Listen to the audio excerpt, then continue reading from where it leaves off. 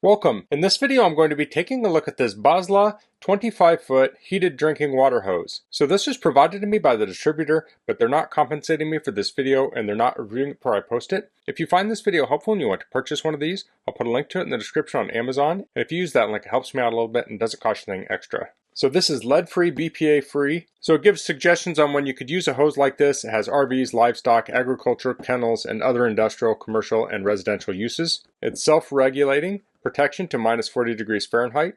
So let's take a look at the side here. It does have some precautions here. It says the hose is for RV camping and marine use only. It says fully uncoil and extend hose when in use. So I'm guessing they're saying that because they don't want heat to build up if it was coiled up. And do not cut or splice the hose, and do not allow water to spray into electrical outlet. And don't use if the ground is missing. So let's take a look at this. So I'm looking at this on my bench first, then I'll go test it outside. So here's the electrical cord. Let me measure that. So the hose is 25 feet.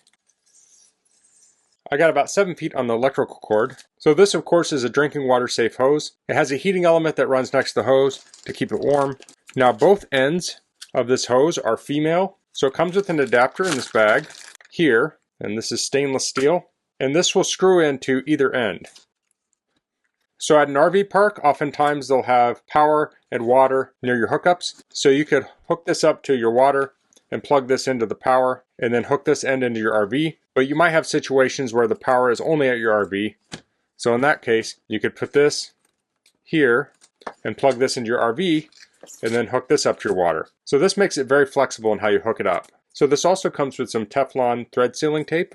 And we have these foam covers here and some extra washers. And here are the instructions. So you want to connect your water source. So you want to use this foam to cover your fittings. Then connect it to your RV, mobile home, or boat. Turn on the water supply, check for leaks. Once all leaks have been fixed, connect the power cord to a GFCI electrical outlet. Then it says, note, letting an inside faucet drip during extreme cold weather may help prevent water lines from freezing by allowing water to slowly flow through the hose. So I was at an RV park once doing fall camping, and we got a notice that it was going to dip below freezing at night, so we had to leave our faucet running. Now in that case, it was only dipping just below freezing, so if I had had this hose, I wouldn't have even needed to do that. So we have some colder weather coming overnight, so I'm going to connect this up to my RV so we can test it out. And then I'll take a look at it with my thermal camera so we can see that it's heating up. Okay, so I have the hose connected up to water. Now I have this connected to a second line connected to my house. Normally you would not do that, but my water is too far from my RV. This is a 25-foot hose, and when I'm at any RV park, 25 foot is plenty. But when I'm home, I use this extra hose. But we'll actually be able to compare the difference between the heated hose and the non-heated hose using that. But normally you would definitely not want to do that. This was also leaking when I first turned it on. I put a little Teflon tape on the threads, and now it's not leaking anymore. I probably could have also just used some pliers to tighten that. Okay, so here we're at my city water connection. So this was leaking quite a bit. So I put Teflon tape on it, and I used a pair of adjustable pliers to tighten these. So that's something to keep in mind. I'm guessing most RVers have a toolkit, but you want to make sure you have 2 pairs of locking pliers so you can tighten these to each other. And I didn't have to tighten it super tight either, just more than I could do with my hands, and then it stopped leaking. So it's fine now. So then I have this plugged in to an extension cord here. If I was at an RV park, I'd plug it right into shore power. So now I'm going to turn it on, and then I'm going to switch to my thermal camera so we can watch it heat up. And this is hooked up to a smart outlet, so I'll be able to monitor the energy. We'll take a look at that later. Okay, so I'm recording with the thermal camera. You can see the ambient temperature is right around freezing. So here you can see the uninsulated hose. That's about 50 degrees.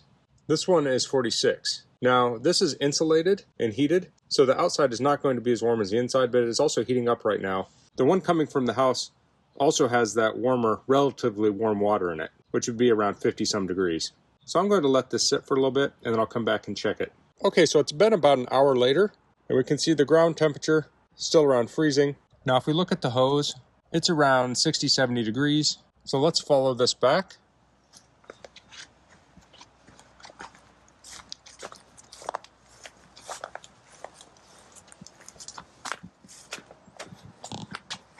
And here we can see where it transitions.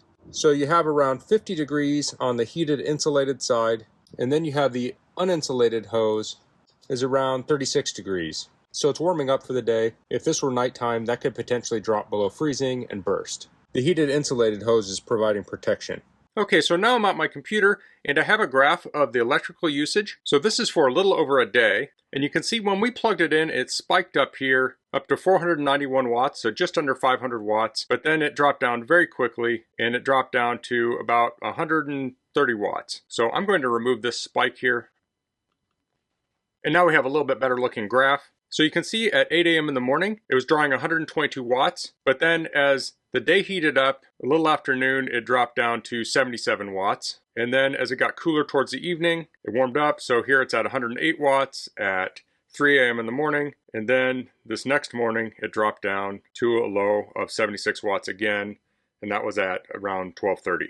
So as you can see, it's changing the power usage based on what's needed. Now I will say it was well above freezing during the day, so in my case here I really could have just unplugged it, but I wanted to plot this out so I could kind of see what was going on. So the low temperatures here were in the 30s in Fahrenheit. Now if it got even colder, then you would see this electrical usage go up as it applies more electricity to keep that hose warm. So that's the Boslla 25-foot heated drinking water hose. So I use this on an RV, but this could also be good for supplying water to livestock or other uses in the wintertime. I really like that you can choose whichever end you want the power to be at. So while I did have it at the RV side this time, if I'm at an RV park, I'll typically have it at the other end because most power pedestals will have an outlet you can plug it into. Aside from that, it was super easy to use. You just hook it up and plug it in. It doesn't take any special skill to do. And a hose like this is nice because you can extend your camping season with it. So that's all I'm going to cover in this video. If you have any questions, please leave them in the comments. If you like this video, please click like. If you haven't subscribed to my channel, I'd appreciate it if you could do that. And thanks for watching. Until next time, goodbye.